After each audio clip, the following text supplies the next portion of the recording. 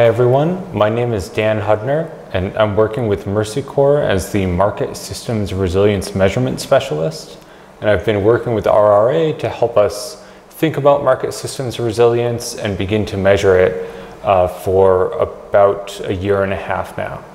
And I'll be following up what Danielle and Lorenz discussed to talk about what market systems resilience actually is, what we mean when we talk about it, and how we're measuring it for RRA specifically. So first, I want to bring our thinking back to the resilience diagrams that Danielle was using. And I want to just talk through what market systems resilience, or MSR, looks like in practice. In Mercy Corps' MSR measurement framework, we always bring it back to the household and the effect that the market system has on the household. Is it acting as a source of resilience for the household or not? So you can see in this diagram, this looks at the general trajectory of a household which is experiencing shocks. So we can see their crop production, if we're thinking smallholder farmers, may grow slightly on average, but then they experience production shocks. So this can include things like drought, flooding, crop pests, or conflict might limit their ability to move and to access their fields or the market. So their production drops and overall their well-being drops. They turn to a variety of sources, not just the market, but they turn to their community. They may share food directly. They may share either productive inputs or money with each other to help them recover. And this is, of course, very common and a huge source of support. They can also turn to the financial market, either formal or informal, and they might be able to take loans to help them get through this more difficult period or draw on their savings, things like that. The market is one of these sources of support. So in some cases, they might turn to input providers and be able to get seeds that are better suited to the particular climate. If they're experiencing drought, if they're experiencing flooding and they have a shortened production period, or they need flood-resistant seeds, they can turn to the agricultural input dealers. If they're facing crop pests, then they might go to the extension providers and get a variety of pesticides. So this assumes that the market is constant and behaves in a positive manner towards the farming households. Now let's think about the market itself and the particular market functions that are acting as sources of support. They may be stable for a while, but they have their own shocks and stresses. These might be the same as the household. Conflict, for example, tends to affect farmers, herders, and all of the market actors in an area, but they might be very different. So for a lot of market actors, a shock could be being cut off from their own imports and their own supplies of products. For input dealers, for example, or animal health drugs, they often need to import those from abroad. It may also be things like conflict affecting their operating costs or increasing the cost of transportation that they face. So it's a different set of shocks, and they have their own sources of support or their own resilience capacities. So this could be, well, this is what we'll talk about next. This may be diversity in the types of products that they offer, diversity in their suppliers, or forms of cooperation amongst the market actors. And turning next to describe those capacities, Mercy Corps has adapted USAID's MSR measurement framework. USAID originally put it out in 2019, and it includes 8 domains. Mercy Corps has since adapted that to include 5 domains or capacities that are most relevant to the types of programming that we do and are going to be most useful when measured for us. I'll talk through those now. The first is functional diversity. Functional diversity is the ability of the market to continue providing goods and services to the target population, so in RRA's case, smallholder farmers for the most part, through redundant or complementary actors in the face of shocks and stresses. So this means that there's a variety of actors that provide a given service, and in spite of shocks that might affect some of them, the rest are able to continue providing those goods or services. It can also actually apply to the goods themselves. So a market actor doesn't just provide one type of seed or one type of pesticide, but they have a range of them that suit the household's needs and particularly may allow them to continue providing them in spite of shocks and stresses. So this could be, for example, a mixture of imported and homemade pesticides or imported and homemade climate adapted seeds.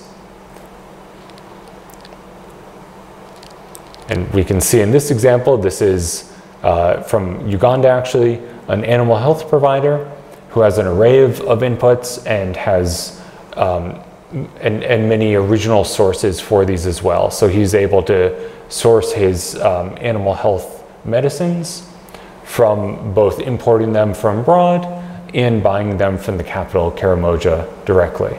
And even though imports were cut off by COVID, he can still continue providing the locally sourced products.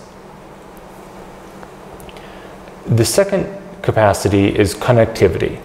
And this describes how market actors work with each other to respond to, recover from, and adapt to shocks and stresses. And there are a variety of forms that connectivity can take. This may be the strength and type of connections between the market actors themselves. So we see associations forming and market actors joining those associations that can then behave as a group to benefit them positively. This might be through making bulk orders. This could be through being able to exert more influence over the government and advocate for policy change because they have the strength of a group. It also refers to the strength of connections between market actors and the supporting functions. So the degree to which market actors are able to turn to financial services or turn to the government. And in some cases turn to communities as well. So one example, again drawing from the same one in Uganda, is in a case where the users of animal health services, so livestock owners, are not always willing to repay their debts. More experienced animal health providers might actually have relationships with local councils and local governments, often informal, who are able to mediate those disputes. So to a newer and more inexperienced animal health provider who doesn't have these relationships, they may take an unpaid debt as a complete loss. But to the more experienced ones who again are able to tie into the local councils, they're able to actually have those disputes mediated, and ultimately they receive remuneration, often either via money directly or in the form of receiving a goat in place of this unpaid debt. So there's a variety of ways that we see market actors being connected to, or again, disconnected from supporting actors, customers, community groups, and each other. The third capacity is informed decision-making, or decision-making for short. This refers to how market actors collect information, analyze it, and plan and conduct their actions in response. And here again, we can see a variety of ways that decision-making is actually implemented in practice. So this may refer to the market as a whole, having information, having timely, reliable, and helpful information on expected climate change or just upcoming climatic events, which could influence the planting patterns of farmers, or particularly the types of seeds and types of inputs that they'll need. If input suppliers and seed suppliers are aware of these, they'll be able to stock those ahead of time. But if they're unaware, and particularly as they're affected by potentially shocks like being cut off from their suppliers, being unable to import, again, thinking back to COVID-19 restrictions, they'll be unable to meet this demand as it comes up, leaving the households themselves more vulnerable to the effects of these climate climate impacts, which are often mediated by climate change. This may also refer to the degree to which actors themselves are able to develop and assess information about their own customers. So whether they understand the needs of their customers, whether they understand the challenges that their customers face, and are able to adapt the types of products that they supply accordingly.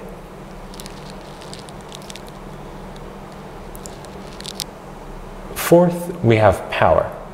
Power refers to the dynamics that underlie the market system and underpin the other capacities and enable systems to maintain stable structures in the face of shocks or to reorganize their structure to restore functionality afterwards. Now, power is perhaps the widest and most all-encompassing capacity. So it does reinforce all of the others and to some extent enable the others. So power includes the relationship between market actors themselves, the degree of competition amongst them, the degree to which they're able to actually sort of create barriers to entry and thus protect their position within the market, the relationship and the power dynamics between market actors in both formal and informal government. So whether the government is, for example, in some cases, able to kind of tax or even to enact multiple taxations and to extract a bit of the value from the market, or conversely, market actors are able to advocate for themselves and advocate for their own interests and receive beneficial policies and government support. It also refers to the sort of the concentration of power in the market. So whether we see monopolization with one or two key actors that are able to exert influence over all of the others, or we see a more widespread and equitable balance of power. And this matters a lot in the face of shocks, and the relationship isn't always simple, and it's not always the same. It's not homogeneous across contexts. So in some cases, we might see that a very large-scale shock, like COVID, is going to impact all of the businesses in an area. And if there's actually one or two who have a much larger market share, they may be better positioned to continue functioning in spite of this shock. In that case, we see that monopolization and a limited amount of competition has actually been the positive version of the power capacity here, where because it's concentrated in the hands of a few businesses or a few market actors, they essentially are able to marshal their resources. They're also probably more likely to have relationships with the government in order to respond. But in other cases, we might see that monopolization is negative, and particularly if it leads to sort of a small number of actors, they move from adding value to households and to their customers to extracting value because there are no alternatives. They're able to raise the prices, or they're able to fully pass the price of any shocks or stresses that affect them onto their customers, particularly households. And I think we can actually see this in some cases when transport is provided by a very small number of transporters. They may experience increased costs due to things like restrictions because of violence and conflict or COVID regulations. But because they have fully monopolized the market, they extract what value they can from their customers. So they are fully passing on these price increases onto either traders or farmers themselves. And thus we would still see it as a negative version of the power capacity, where it is, instead of enabling the market to act as a source of support for households, it's acting as a deterrent or a shock itself. And lastly, the fifth capacity is inclusion. So this focuses on inclusion of marginalized and vulnerable groups in the market system. That can take a lot of forms again, and it's always going to be more contextual. So in some cases, this could be talking about a particular gender. In other cases, it could be referring to an ethnicity or a religion or another type of marginalized group that has been, to some extent, cut off from the market and is not served as well. So this includes the ability and willingness of the system to provide for those groups, particularly in the face of shocks and stresses, meaning are they still served, or are they the first set of customers that are sort of cast off as movement restrictions take place and the cost of operations go up. Now this also allows, this also includes the degree to which these marginalized and vulnerable groups are represented in the market system itself. So the degree to which they're involved in decision-making processes, whether or not they're business owners, so are they represented amongst market actors, in their ability to find employment and become part of the body of the actors as well.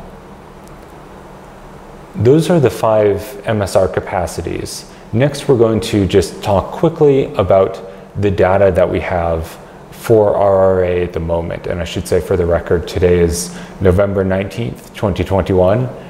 So the data that we have will change over time as we continue to collect it. But right now, when we're looking at analyzing MSR and the relationship between the resilience of the market system and the resilience of households, we have 2 main sources. The first is the household baseline, which was conducted in November and December of 2020. That included in total about 24,000 households, and it used a sampling approach, which means that it has representative samples of different LGAs. It includes 3 main types of respondents: farmers, MSME owners, so microenterprise owners for the most part, and service providers in those LGAs. In the analysis that we've conducted right now, and if you're holding a 200-page sheet of paper with a lot of bar graphs, this is what you're looking at. We focus specifically on the farmers among all of these households. And we look at data on the shocks and stresses that affect them, their overall kind of resilience and well-being outcomes as we're able to capture it. So this includes things like whether they've lost and recovered food security because of shocks and stresses, whether their functionality has been affected, so whether their ability to offer products has been affected or their ability to reach customers. And right now, unfortunately, we don't have data for them on changes in income, which is another thing that we'll want to look at in the future. The second source of data is the market actor profile, or MAP. And this was collected in March and April of 2021. This is a much larger data set. It includes, we have about 33,000 that are involved in our core value chains, as well as additional actors that are involved in other value chains beyond small ruminants, crops, and microenterprises. We have a much wider range of respondent types here as well: producers, traders, processors, input suppliers, supporting services, financial services, cooperatives, and even some government regulators as well. The respondent selection is a bit more complex, and it's what I describe as a quota approach.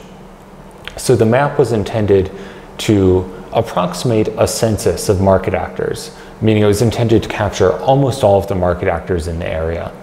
And the approach used to do this was to create an expected number of market actors in a given ward. This was done by Mercy Corps and its partners. So in a given ward, you might expect to see let's say 100 crop producers, 20 owners of small ruminants, 3 processors, 6 traders, 1 financial service provider, etc.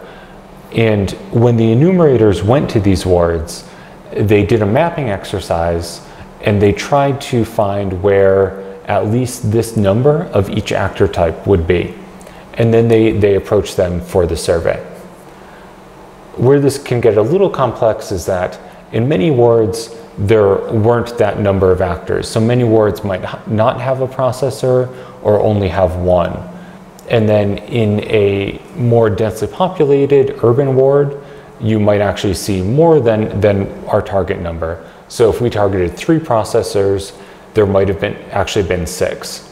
So the effect of this is that, in a sense, we overrepresent the actors in smaller wards, more rural wards, and we also overrepresent women and youth slightly. The reason for that is that they were priority respondents because they are a priority stakeholder group in RRA. So this is a very large data set. It's very complex. There are some nuances around the size of it and the sampling approach that was used, but it does give us a very strong basis to work off of.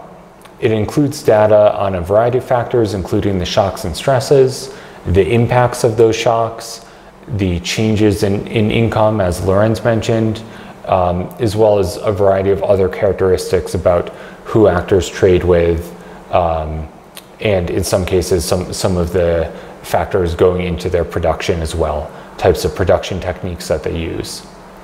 So I think we've tapped some of the potential there, but there's a lot more to look at. In this particular analysis, we focused mostly, or we used some of the data on small-scale producers, meaning farmers for the most part, but we focused primarily on the other actors who are not represented in the household baseline data set. So with that, thank you for listening.